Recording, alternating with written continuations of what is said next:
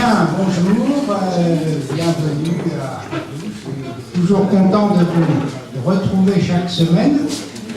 Nous allons donc commencer, comme de coutume, par le procès verbal de la séance précédente. Jacques Caton. Bien, en attendant, je peux peut-être vous annoncer demain l'Académie de chirurgie s'associe à une réunion qui a lieu au Grand Amphithéâtre Descartes en face sur le traitement des plaies cavitaires.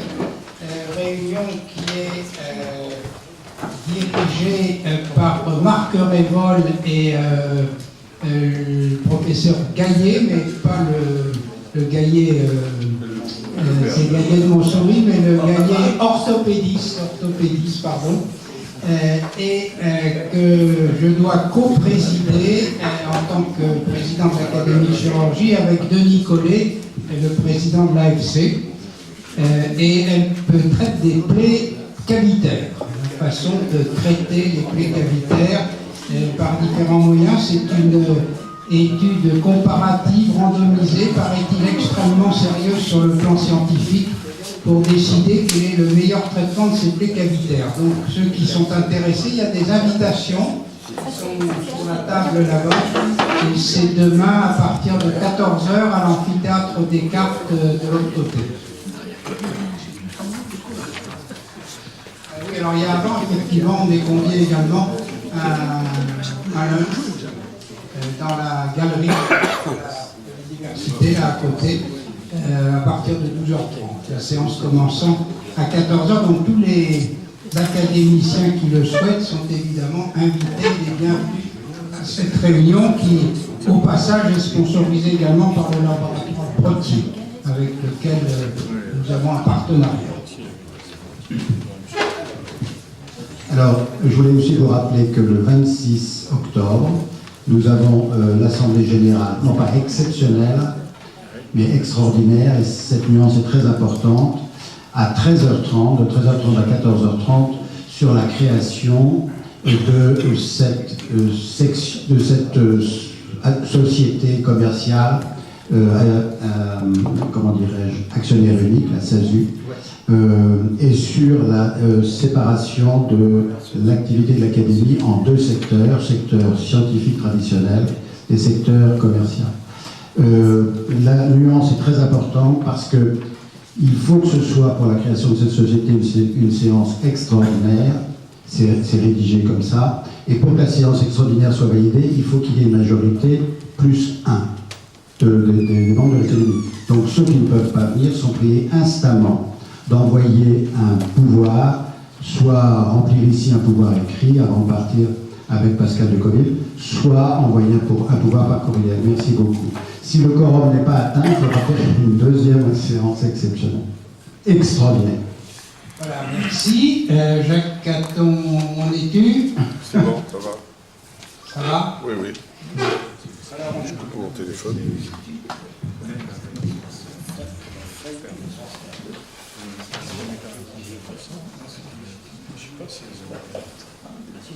On devrait mettre au point là, Monsieur le Président, Monsieur le Secrétaire Général, chers collègues, séance tout à fait intéressante la semaine dernière sur la réhabilitation améliorée en chirurgie, quoi de neuf en 2016. D'abord, il y a un petit problème de sémantique sur les acronymes, parce qu'on a parlé d'ORAC. Alors, ORAC, ça va toujours, mais soit certains l'écrivent avec RAC, d'autres RAC, c'est-à-dire soit réhabilitation améliorée en chirurgie, RAC, soit récupération rapide après chirurgie, RAC aussi, mais avec 2 R. Donc il faudra qu'on se mette peut-être d'accord sur les acronymes et la sémantique. Le premier topo, c'était Jean-Félix Verrier de Lyon, sur les aspects organisationnels de l'implémentation, expérience du groupe Capio, un papier tout à fait intéressant, un exposé intéressant. Il a surtout insisté sur la notion d'équipe qui est fondamentale, et également sur la transformation que cela induit du modèle hospitalier. Et ceci s'est retrouvé d'ailleurs dans les discussions, il n'y a pas eu de commentaires, mais dans les discussions et les questions, notamment par exemple du fait de la diminution de la DMS, le surplus de lits vides qui existent dans les établissements hospitaliers du fait de ce raccourcissement.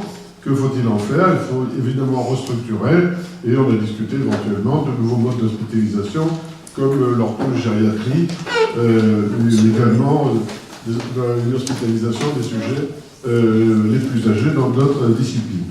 Donc différentes questions de Jean-Pierre Bétou, avec l'application, plutôt une information de la PHP dans la RAC. Alors lui, c'est écrit RAAC. Au niveau de la PHP, il y a d'abord un site que l'on peut consulter, mise en place de MOOC concernant la chirurgie ambulatoire et un nouveau terme que j'ai appris qui est l'UPNS, qui est l'unité de pédagogie en santé numérique. Question de François Richard sur les études et sur les temps nécessaires de formation et de travail nécessaires à la mise en place de cette RAC, d'Albert-Claude Bellemont sur les systèmes d'information et de communication, et moi-même donc sur le problème du surplis de ligne. Ensuite, l'exposé d'une infirmière référente sur le rôle des infirmières dans le programme de réhabilitation améliorée, et faut-il une infirmière référente? Elle nous a fait part de son expérience, puisqu'elle anime une réunion mensuelle. Ceci a suscité beaucoup de questions et de commentaires, notamment la nécessité d'intégrer l'éducation thérapeutique et de l'intégrer également et de la faire éventuellement rémunérée comme activité médicale auprès de la CNAP-TS, en sachant que ces animations existaient avant la mise en place de la RAC.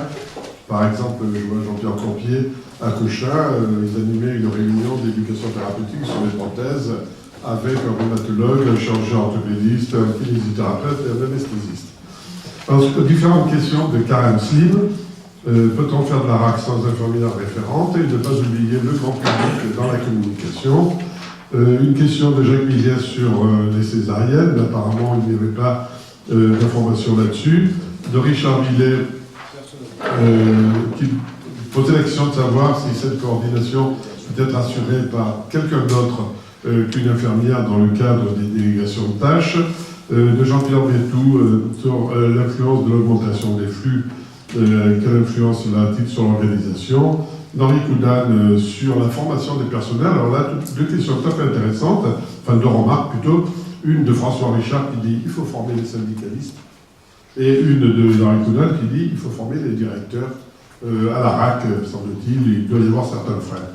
Enfin, de Xavier Martin sur la nécessité de garder pour ces infirmières référentes une activité de soins, de façon à ce qu'elles ne soient pas complètement déconnectées de ces activités de soins en se concentrant uniquement sur l'organisation. Et enfin, une remarque de Jean-Philippe Verrier qui dit qu'il est important de n'oublier aucun acteur, parce que sinon, le système va dérailler si on oublie un acteur dans la chaîne.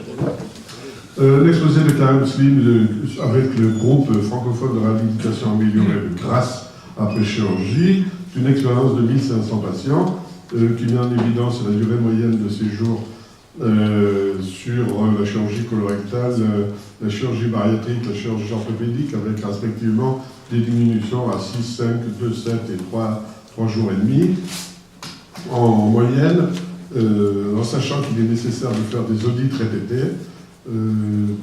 L'urologie s'est interrogée sur la nécessité au niveau de l'afflux de consulter les urologues pour savoir quelle est l'organisation de la RAC en urologie. C'était une remarque de François Richard. Notre président Henri Judet, influence de la RAC sur l'orientation plus rapide de l'orthopédie vers la chirurgie ambulatoire, effectivement, puisque maintenant on fait des prothèses de hanche ou du genou en chirurgie ambulatoire. Et ensuite, de M. Loger, combien de personnel en plus cela nécessite-t-il? Jalal Aswad sur la réhabilitation améliorée en chirurgie thoracique, qui a, lui, des modifications pratiques, avec la création d'une unité dédiée. Ceci a posé des questions. Pourquoi faire une unité dédiée, en sachant que dans son établissement hospitalier, cette unité dédiée est toute spécialité confondue. Donc il n'y a pas uniquement que de la chirurgie thoracique, il y a également d'autres spécialités. Enfin, une communication de Sandrine Osterman de Genève sur la RAC après chirurgie colorectale et qui met en évidence sur une étude versus standard versus RAC une diminution de la morbidité pour la RAC de près de la moitié, une diminution de la DMS de près de la moitié également, et un retour à domicile, moi j'appelle ça le RADOM, puisqu'il faut mettre un acronyme partout, de 23%. Et la nécessité, ça fait partie des questions, d'élargir à l'urgence ce problème de la RAC, puisque 30% des cancers colorectaux sont découverts en urgence.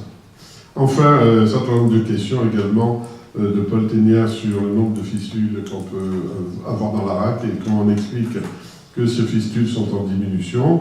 La prise en charge opératoire sur l'âge, une question de Richard Villet et de moi-même sur les patients les plus âgés, en faisant la remarque que les patients de 70 ans que l'on considère comme les seniors, aujourd'hui, c'était les patients qui avaient 50-60 ans dans les années 60, à peu de choses près, au point de vue état général. Et donc, de plus en plus, on est sollicité par des patients plus âgés, et notamment s'intéresser à la chirurgie des patients de plus de 80 ans, voire de plus de 90 ans. Même question d'Henri Coudam sur la RAC chez les sujets très âgés. Une remarque de Jean-Félix Verrier sur la suppression des morphiniques dans l'anesthésie des sujets très âgés. Et enfin, de François Richard, des unités de gériatrie dans les services de chirurgie réglée. C'est important. Alors, soit on fait des unités à part, soit on fait des unités spécialisées. Et moi, ceci m'entraîne à une réflexion sur la nécessité, peut-être à l'académie, d'avoir une séance dédiée à l'orthogériatrie et une autre dédiée à l'éducation thérapeutique. Voilà, c'est des suggestions que je fais après cette communication. Je vous remercie. Merci. Merci Jacques Caton. Il nous faut maintenant adopter ce procès-verbal. Qui est contre? Qui s'abstient? Donc apparemment il est adopté à l'unanimité.